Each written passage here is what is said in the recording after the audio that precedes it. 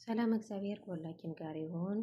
ውድ የተወደዳችሁ የልዑል እግዚአብሔር ቤተሰቦች የእናታችን የቅድስተ ቅዱሳን የንጽሕተ ንጹሐን የድንግል ማርያም የአስራት የበኩራት የቃል ኪዳን ልጆች የቅዱሳን ወዳጆች የመስቀሉ አማኞች ፈጽሞ በወደደና እስከ ሞት ድረስ ባፈቀረን በአንደኛው ልጅ በጌታችን በመድኃኒታችን በኢየሱስ ክርስቶስ ፍጹም ሰላምታ ሰላም እግዚአብሔር ከሁላችን ጋር ይሁን። በያለንበት ሰላም እግዚአብሔር ይብዛልን። እንኳን ለዐቢይ ጾም ሁለተኛ ሳምንት ዕለተ ሰንበት ቅድስት በሰላም በጤና አደረሳችሁ አደረሰን። እንዲሁም በዚህ ዕለት ተከብሮ ተዘክሮ ለሚውሉ ቅዱሳን በዓላት እንኳን አደረሳችሁ። ጸጋ በረከታችሁ አይለየን። ዛሬ እንደምናውቀው ሁለተኛ ሳምንት የዐቢይ ጾም ደርሰናል። እግዚአብሔር አምላክ የተመሰገነ ይሁን፣ አሜን። እዚህ ሰዓት ላደረሰን ክብር ምስጋና አምልኮ ውዳሴ ለእርሱ ይሁን። ዛሬ ቅድስት ጌታችን መድኃኒታችን ፈጣሪያችን ኢየሱስ ክርስቶስ ጾሙን የጀመረባት ቀን ናት። ዕለተ እሁድ ቅድስት ተብላም ትጠራለች። ለምን ቅድስት ተብላ ተጠራች የሚለው ደግሞ አብረን እናያለን ማለት ነው። ጌታችን መድኃኒታችን ፈጣሪያችን ኢየሱስ ክርስቶስ ከቅድስት ጀምሮ እስከ ሆሳዕና ነው የጾመው። 40 ቀን 40 ሌሊት ነው የጾመው ማለት ነው። ቅድስት የተባለችበት ምክንያት ቅድስት ማለት የተለየች የነጻች የከበረች ማለት ነው። ይኸውንም ጌታችን መድኃኒታችን ፈጣሪያችን ኢየሱስ ክርስቶስ ጾም የጀመረበት ልዩ የተቀደሰች የተከበረች ልዩ ንጹሕ ክቡር በሚሆን በጌታችን በኢየሱስ ክርስቶስ የተጾመች መሆኗን ያመለክታል ማለት ነው። ይህች ጾም በማቴዎስ ወንጌል ምዕራፍ 4 ቁጥር 1 ጀምረን ስናየው የተገለጠችውን የጌታችን ጾም ስትሆን ስያሜዋ የዕለቷ የምስጋና ስርዓትም የቅዱስ ያሬድ ነው። አምላካችን በገዳመ ቆሮንጦስ 40 ቀንና 40 ሌሊትን በጾመበት ጊዜያትን እነዚህ ሶስቱ አርእስተ ኃጣውእ የምንላቸውን ጌታችን መድኃኒታችን ፈጣሪያችን ኢየሱስ ክርስቶስ ድል አድርገዋል። ሶስቱ አርእስተ ኃጣውእ ብለን የምንጠራቸው ትዕቢት፣ ስስት፣ ፍቅረ ንዋይ ናቸው። በእነዚህ ሶስት ኃጢአቶች ጌታችን በዲያብሎስ በተፈተነ ጊዜ ለጌታችን የሚፈትነው ነገር ወይም ደግሞ የሚፈትነው አለ ማለት ሳይሆን ለኛ ሊያስተምር ነው። እዚህ ላይ ልብ ማለት ያለብን ማለት ነው። ጌታችን ዲያብሎስ እንዲፈትነው የፈቀደለት የሰው ልጅን ለማዳን አዳምን ስጋ ለብሶ አዳምን ሁለተኛ አዳም ሆኖ የመጣ ጌታ አዳም ወደ ቀደሙ ክብሩ ለመመለስ ስለሆነ እንዲፈትነው የፈቀደለት ለኛ አርአያ እንዲሆነን ነው። ለኛ አርአያ እንዲሆነ እንዴት አድርገንን ሰይጣንን እንደምናሸንፈው አርአያ እንዲሆነን ነው እንጂ ለእግዚአብሔር የሚፈትነው ነገር አለ ማለት አይደለም። እዚህ ልብ ማድረግ አለብን ማለት ነው። በለበሰው ስጋ ፍጹም ሰው ፍጹም ጌታ እግዚአብሔር አምላክ ጌታችን መድኃኒታችን ኢየሱስ ክርስቶስ በለበሰው ስጋ 40 ቀንና 40 ሌሊት ከጾመ በኋላ ተራበ ይላል። ፈታኝም ቀርቦ በዛን ሰዓት ነው የፈተነው ማለት ነው። ምን አለው? የሁለት ድንጋይ ይዞ ይሄን ዳቦ ይሁን በልና ብላ አለው። ከዛ በኋላ ሰው ከእግዚአብሔር ቃል በሚወጣ እንጂ በእንጀራ ብቻ አይኖርም። ሰው የሚኖረው በእግዚአብሔር ቃል እንጂ በእንጀራ ብቻ አይኖርም ብሎ መለሰለት ማለት ነው። በትዕቢት ቢመጣበት በትህትና፣ በስስት ቢመጣበት በትዕግስት፣ በፍቅረ ንዋይ ቢመጣበት በጸሊአ ንዋይ ጌታችን ኢየሱስ ክርስቶስ ዲያብሎስን ድል አድርጎታል።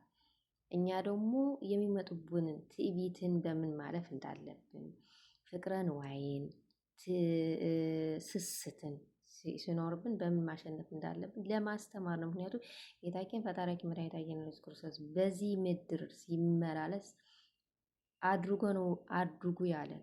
ከኃጢአት በስተቀር እሱ ሰርቶ ነው ለእኛ ስሩ ያለን። ጾሞ አለን። ጸልዮ ጸልዮ አለን። ሰግዶ ስገዱ አለን። ጌታችን ፈጣሪያችን መድኃኒታችን ኢየሱስ ክርስቶስ ሁሉ ሰርቶ ነው ለእኛ ደግሞ ስርዓት ሰሪ ሆኖ ለእኛ ደግሞ እንድናደርገው ያዘዘን እንጂ ሳይሰራ አይደለም። እና ለእኛም እነዚህ ድል የማድረግ የምንችልበትን ጥበብን ምን ሰጠን? ጾም ሰጠን። ጌታችን መድኃኒታችን ኢየሱስ ክርስቶስ ውለድ ተወለድ እያሉ ቅዱሳን ነቢያት እነ ቅዱስ ኤልያስ፣ እነ ቅዱስ ሙሴ፣ እነ ቅዱስ ኢዝራ ቅዱሳን በሙሉ ምን ይሉ ነበረ? ይጾሙ ነበረ። ቅዱስ ሙሴ 40 ቀን 40 ሌሊት፣ ቅዱስ ኤልያስ፣ ቅዱስ ኢዝራ ቅዱሳን 40 ቀን 40 ሌሊት በእርሱ ቸርነት እየጾሙ ነበረ። እና እሱ ደግሞ የነቢያትንን ቃል ሊፈጽም እንጂ ሊሽር ስላልመጣ 40 ቀን 40 ሌሊት ጾመ ማለት ነው። ብንጾም ብንጸልይ ብንሰግድ ብንመጸውትን እንከብራለን፣ እንቀደሳለን። 3 አርእስተ ኃጣውእ የሚያመጡብን መዘዝ ምንድን ናቸው ብለን ብናይ ትዕቢት ያልተሰጠንን መሻት፣ ስስት አልጠግብም ባይነት ስግብግብ መሆን፣ ፍቅረ ነዋይ ደግሞ ለገንዘብ ሲሉ ፈጣሪ መካድ ሲሆን እኒህ መቃወምን ወይም ከነዚህ መጠበቅ ካልቻልን ሌሎችን መስፈርቶች የሌላቸው የዓለም ፍትወታትን ይሰለጥንብናል። እዚህ ላይ ስስት ካለብን በቃ አልጠግባይ በጣም ስግብግቦች እንሆናለን ማለት ነው።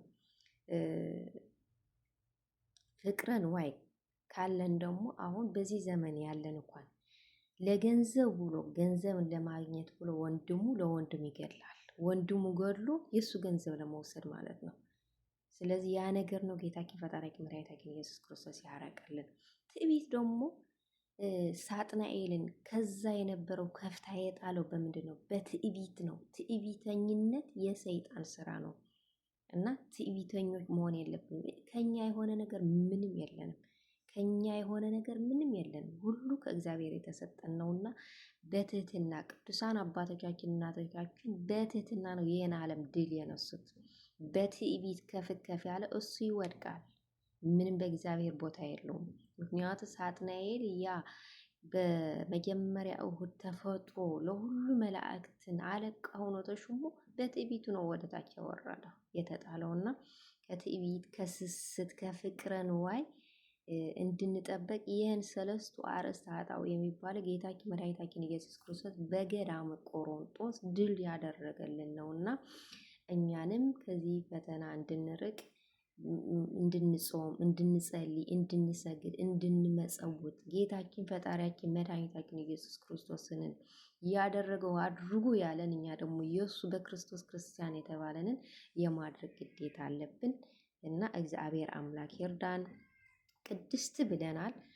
ሁለተኛ ሰንበት ደርሰናል። ዘወረደ ብለን ቅድስት ደርሰናል በኬርነቱና ቅድስት ብለን ደግሞ ሆሳዕና ብለን ለመፈጸም እግዚአብሔር አምላክ ይርዳን። በያላንበት እግዚአብሔር አምላክ ይጠብቀን። አስጀምሮ አስፈጸመ እያቁስ ያርሱም የከበረ የተመሰገነ ይሁን። እኔ ባጎደልኩ ባነጠቁት ደግሞ አፈ ቅዱሳን ይታረምልኝ። አሜን። ስብሐት ለእግዚአብሔር ወለወላዲቱ ድንግል ወለመስቀሉ ክቡር አሜን።